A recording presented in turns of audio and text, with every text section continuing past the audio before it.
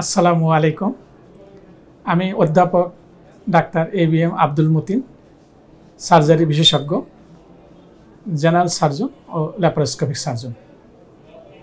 আমি দীর্ঘদিন সরকারি বিভিন্ন হসপিটালে কাজ করেছি এবং সাবেক অধ্যাপক সার্জারি বিভাগ, শহীদ সোহরাওয়ার্দী মেডিকেল কলেজ।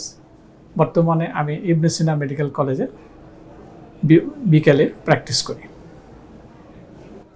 আজকে আমরা পাকস্থলীর ক্যান্সার নিয়ে আলোচনা করব। পাকস্থলীর ক্যান্সার একটা খুব গুরুত্বপূর্ণ এবং সিরিয়াস অসুখ। সারা বিশ্বের মধ্যে জাপানে এই ক্যান্সারের প্রবণতা অনেক বেশি। খুব সম্ভব কারণগুলোর মধ্যে খাদ্যাভ্যাস একটা অন্যতম কারণ হতে পারে।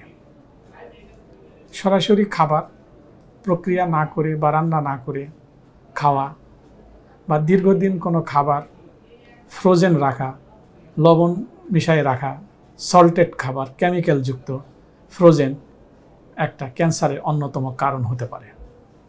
এছাড়াও কিছু কিছু অসুখ আছে পাকস্থলীর, যেগুলো ক্যান্সার নয়, কিন্তু দীর্ঘদিন ওগুলো চিকিৎসা না করলে বা দীর্ঘদিন পাকস্থলীতে থাকলে পরবর্তীতে এগুলো ক্যান্সারের রূপ নেয়। যেমন স্টোমাকে polyp, pernicious anaemia, atrophic gastritis. আগে কখনো পাকস্থলীতে অপারেশন হয়েছে।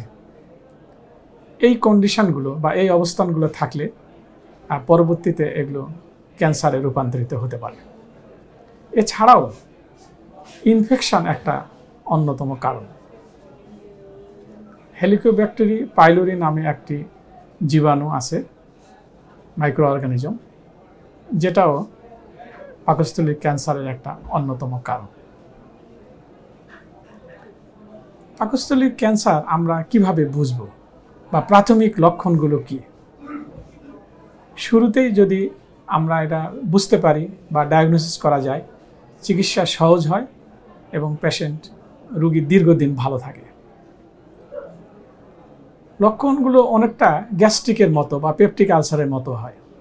তার জন্য অনেক সময় এটা ডায়াগনোসিস করতে বা রোগীরা গুরুত্ব দিতে চায় না। লক্ষণগুলোর মধ্যে বেশিরভাগের সময় উপরের পেটে ব্যথা বা ক্ষুধা মন্দা এবং দীর্ঘদিন না খাওয়ার জন্য শারীরিক দুর্বলতা, শরীর ফ্যাকাশে হয়ে যাওয়া অন্যতম লক্ষণ। বিশেষ করে যার কোনোদিন পেটের কোনো সমস্যা ছিল না, এরকম একজন 40 ঊর্ধ্ব বয়স্ক মানুষ হঠাৎ করে তার গ্যাস্ট্রিক শুরু হলো কোনো কারণ ছাড়াই, এক্ষেত্রে অবশ্যই পাকস্থলীর ক্যান্সার আছে কিনা এটা দেখা দরকার। এছাড়াও আরও কিছু উপসর্গ আছে যেগুলো পাকস্থলীর কোন অংশে ক্যান্সারটি হয়েছে তার উপর নির্ভর করে। যেমন যদি পাকস্থলীর নিচের দিকে মুখে ক্যান্সার হয়, তাহলে সাধারণত খাওয়ার পর রোগীর বমি হয়। কিন্তু পাকস্থলীর যদি উপরের দিকে ক্যান্সার হয় এবং সেটা যদি মুখ বন্ধ হয়ে যায় বা খাদ্যনালী চিকন হয়ে যায়, সেক্ষেত্রে রোগী খেতেই পারে না, ডিসফেজিয়া বলি আমরা, বা গিলতে অসুবিধা হয়। উপরের দিকে যদি ক্যান্সার হয়, গিলতে অসুবিধা হয়, খাবার খেতে পারে না। আর নিচের দিকে ক্যান্সার হলে খেতে পারে কিন্তু খাবার রাখতে পারে না, বমি হয়ে যায়। তো এগুলো হচ্ছে খুব সাধারণ, কমন, বা বেশিরভাগ সময় এই লক্ষণগুলো নিয়ে রোগী আমাদের কাছে আসে। এটা কনফার্ম করা বা নিশ্চিত হওয়ার জন্য কি পরীক্ষা করা হয়? খুব সহজেই এটা এন্ডোস্কোপি করলেই ডায়াগনোসিস করা যায়। এন্ডোস্কোপি করলে দুটো সুবিধা, একটা যে পাকস্থলীর ক্যান্সার যে সাধারণ পেপটিক আলসার না, সেটা ডায়াগনোসিস করা যায়। আরেকটা হচ্ছে এটা কি ধরনের ক্যান্সার সেটা নির্ণয় করা যায় এবং পাকস্থলীর কোন অংশের ক্যান্সার সেটা নির্ণয় করা যায়। সুতরাং এন্ডোস্কোপি করলে খুব সহজেই পাকস্থলীর ক্যান্সার নির্ণয় করা বা কনফার্ম করা যায়। চিকিৎসা কি? এটা চিকিৎসা আমরা যে কোনো ক্যান্সারের চিকিৎসার মাধ্যম মেইনলি তিনটে। একটা হচ্ছে অপারেশন, কেমোথেরাপি, রেডিওথেরাপি। পাকস্থলীর ক্ষেত্রে বেশিরভাগ ক্যান্সারগুলো রেডিওথেরাপি সেন্সিটিভ না, রেডিওথেরাপি কাজে আসে না। লিম্ফোমা বা কিছু ধরনের ক্যান্সার আছে যেগুলোতে হয়তো রেডিওথেরাপি লাগে। কেমোথেরাপিরও তেমন ভালো উপকারিতা নাই। মেইনলি বা প্রধানত অপারেশনের উপরে নির্ভর করতে হয়। এমনকি যদি ক্যান্সার খুব দেরিতেও আসে তা সেক্ষেত্রেও অপারেশনই চিকিৎসা। কি ধরনের অপারেশন করা হয়? যদি আমরা পাকস্থলীকে তিনটা অংশে ভাগ করি, উপরের অংশ, বডি মাঝখানের অংশ বা নিচের অংশ। যদি মাঝখানে বা উপরের অংশে হয় পুরা পাকস্থলী ফেলে দিতে হয়। যদি নিচের অংশ হয় তাহলে পাকস্থলীর একটা অংশ অর্ধেকের বেশি ফেলে দিতে হয়। সেক্ষেত্রে পাকস্থলী থাকে কিন্তু খুবই ছোট। পুরো পাকস্থলী যদি ফেলে দিতে হয় সেক্ষেত্রে নাড়ি বা অন্ত্র অন্য সাথে সংযোগ করে দিতে হয়। সেক্ষেত্রে অপারেশনের পরে রোগীর পরামর্শ থাকে যে অল্প করে খাবেন, নরম খাবার খাবেন, ঘন ঘন কয়েকবার খাবেন। সাধারণত আমরা দিনে 3 বার বা 4 বার খাই, এখানে রোগী 5 বার বা 6 বার খাবেন।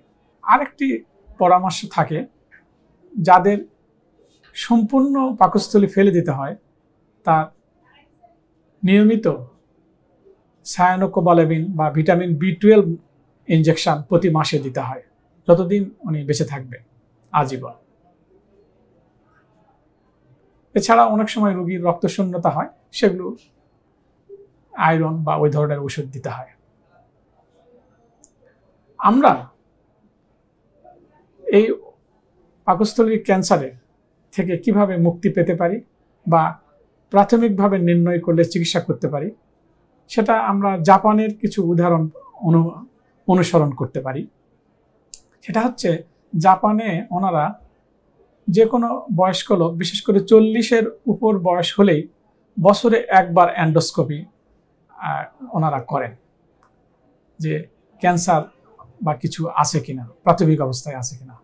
প্রাথমিক অবস্থায় যদি রোগ নির্ণয় করা যায়, চিকিৎসা সহজ হয়ে যায় এবং অপারেশনের পরে রোগী দীর্ঘদিন ভালো থাকে। আমাদের দেশে হয়তো সব লোকের এই স্ক্রিনিং করা সম্ভব হবে না, তবে আমি পরামর্শ দিব যদি কারো হঠাৎ করে আগে যার বিশেষ করে কোনো গ্যাস্ট্রিক বা এই ধরনের সমস্যা ছিল না, এখন হঠাৎ করে তার গ্যাস্ট্রিক হচ্ছে, 40-এর উপরে বয়স, তার অবশ্যই শুরুতেই এন্ডোস্কোপি করা উচিত। এবং শুরুতেই যদি এই অসুখ নির্ণয় করা যায় তাহলে অপারেশন করলে এবং অন্যান্য চিকিৎসার সাথে দিলে রোগী দীর্ঘদিন ভালো থাকে। ক্যান্সার, স্টোমাক বা পাকস্থলীর ক্যান্সার একটা সিরিয়াস বা অনেক জটিল অসুখ। এটা চিকিৎসা আছে যদি প্রাথমিকভাবে করা যায়। তার জন্য আমি 2-একটা পরামর্শ দিতে চাই যে খাদ্যাভ্যাসে হাইজিন মেনটেন করতে হবে, রেগুলারিটি নিয়মিত খাওয়া দাওয়া করতে হবে, দীর্ঘদিন ফ্রিজে রাখা সল্টেড বা ফ্রোজেন খাবার পরিহার করতে হবে, সবজি বা শাক এগুলো বা কাঁচায় না খেয়ে রান্না করে বা সিদ্ধ করে খেতে হবে।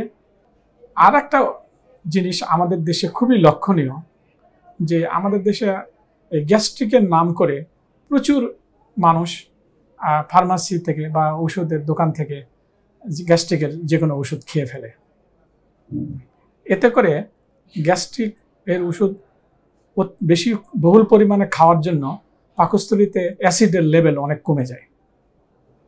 অ্যাসিড কমে গেলে বা বিশেষ করে অ্যাসিড যদি শূন্য হয়ে যায়, যেটাকে আমরা অ্যাক্লোরহাইড্রিয়া বলি, এটাও কিন্তু পাকস্থলীর ক্যান্সারের অন্যতম কারণ। সুতরাং অপ্রয়োজনে দীর্ঘদিন গ্যাস্ট্রিকের ওষুধ কোনো ডাক্তারের পরামর্শ ছাড়া খাওয়ানো ঠিক হবে না বা খাওয়া উচিত হবে না। সকলের সুস্বাস্থ্য কামনা করি।